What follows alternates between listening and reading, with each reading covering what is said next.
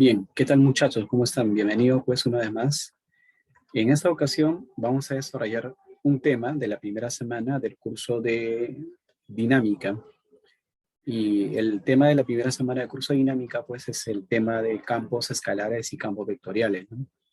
Y dentro de campos escalares y campos vectoriales pues se pueden hacer operaciones diferenciales. Entonces en esta ocasión vamos a ver un poco de teoría de operaciones diferenciales en campos escalares y luego veremos pues un ejemplo de estas operaciones, porque en realidad son varias, ¿no? Empecemos por el operador nabla. El operador nabla es este símbolo delta con una flecha encima y se le conoce comúnmente con el nombre de operador nabla, no valga la redundancia, ¿no? Y se define matemáticamente ese operador nabla pues como las derivadas parciales respecto al x, del y y el z, cada una de ellas pues en función de los vectores unitarios y jk. Al ser de esa manera, esto ya viene a ser un operador vectorial. Por ello dice acá, este operador vectorial goza pues de propiedades análogas a la de los vectores ordinarios o comunes, ¿no?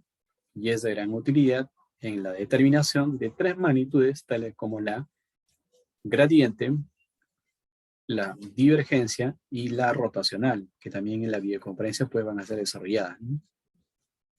Y veamos pues una de ellas, ¿no? Esta magnitud llamada gradiente. La gradiente de un campo escalar se representa también como el grad o simplemente el delta, que es el operador nabla con esta simbología, que es en realidad, esto se estaría leyendo como la gradiente de un escalar o gradiente de un escalar. Cualquiera de ellos son las simbologías, ¿no? Entonces, en ese sentido, dices, sea la función z, que está asociada a una... Esa es una función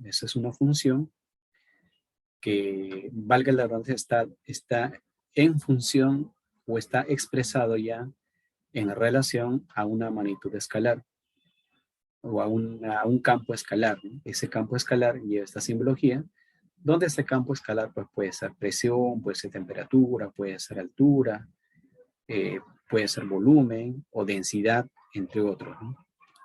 Entonces, en ese sentido dice, la gradiente de esta función escalar va a ser representado o va a estar simbolizado de esta siguiente manera, grad o simplemente con esta simbología. Entonces, la gradiente de un campo escalar lo vamos a determinar de esa manera.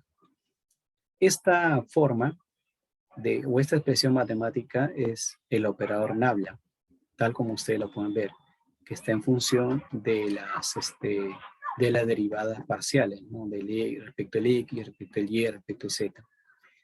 Y esa simbología representa pues una función escalar. Entonces, esta función escalar ingresa como que fuese propiedad distributiva, y tendrías aquí la derivada parcial de esta función escalar respecto al x por el vector unitario y, más la derivada de esta función escalar respecto del y por el vector unitario j, y la derivada de esta función escalar por el vector unitario z, ¿no? Y todo eso de aquí pues multiplicado por el vector unitario k. Ahora, y la idea es, ¿y cómo se aplica eso? Puede ser un problema, ¿no? Entonces para ello veamos un ejemplo.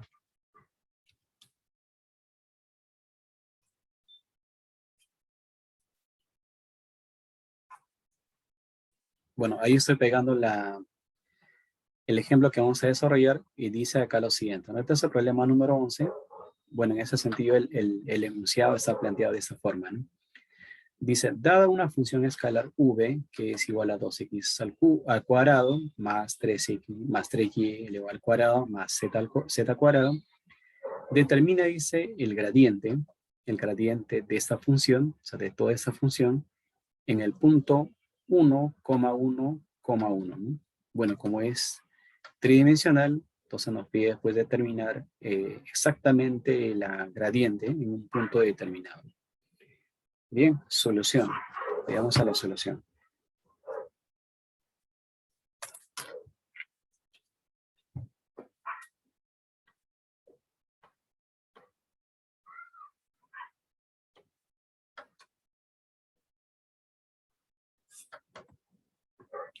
Mira, lo que nosotros nos pide determinar es el gradiente, dice, de toda esta función. Ya, entonces, ¿cómo determinamos el gradiente de esta función? Bueno, primero estaríamos representando, ¿no? Acá se tiene.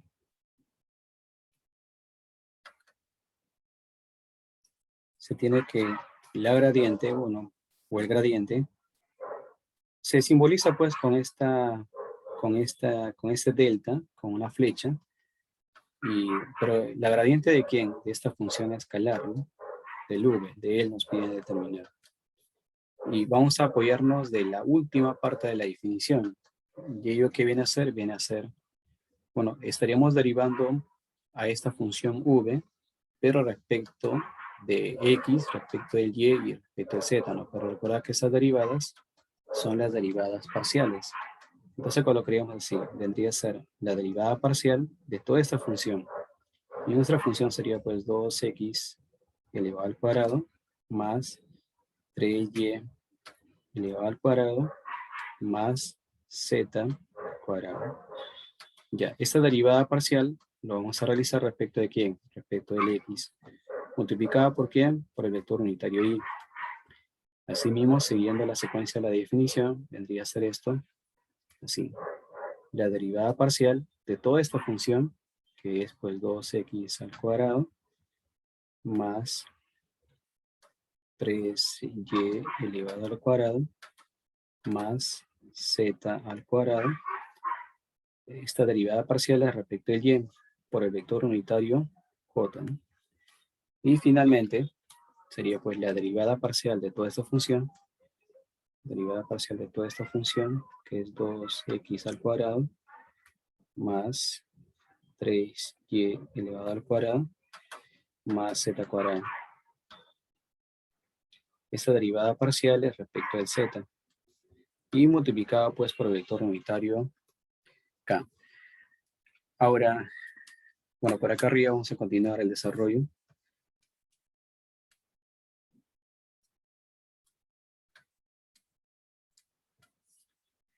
Ahora, esta derivada parcial es respecto del x. Como vas a derivar respecto del x, significa que el y y el z permanecen constantes, ¿no?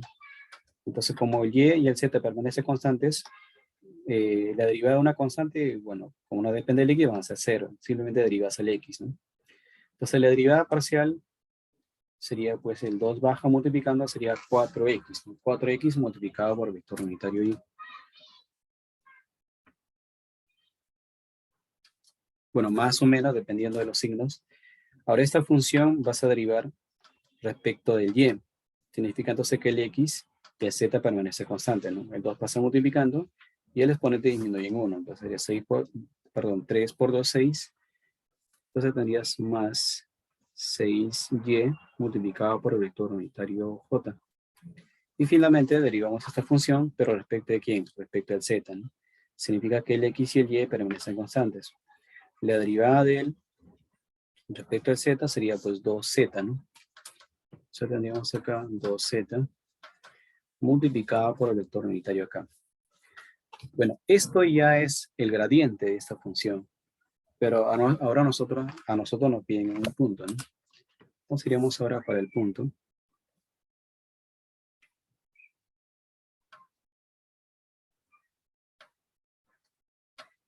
El punto, bueno, nos dice a nosotros el punto es el 1,1, 1,1,1. Bien, entonces, para este punto, el gradiente estaría determinado de esta manera, ¿no? Lo reemplazamos directamente, ¿no? Sería pues acá 4 por 1, porque el x vale 1, multiplicado por el vector unitario y, más 6 por 1, por el vector unitario j.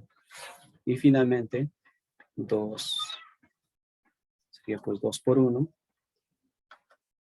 por el vector unitario k.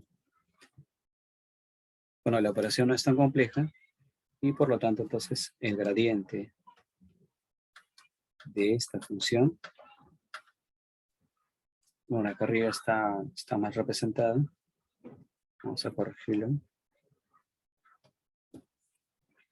El gradiente pues, de esta función quedaría de la siguiente manera. Uno multiplicas acá, sería por 4i más 6j y más 2 veces K. Entonces este resultado vendría a ser pues la gradiente de esta función en ese punto, ¿no?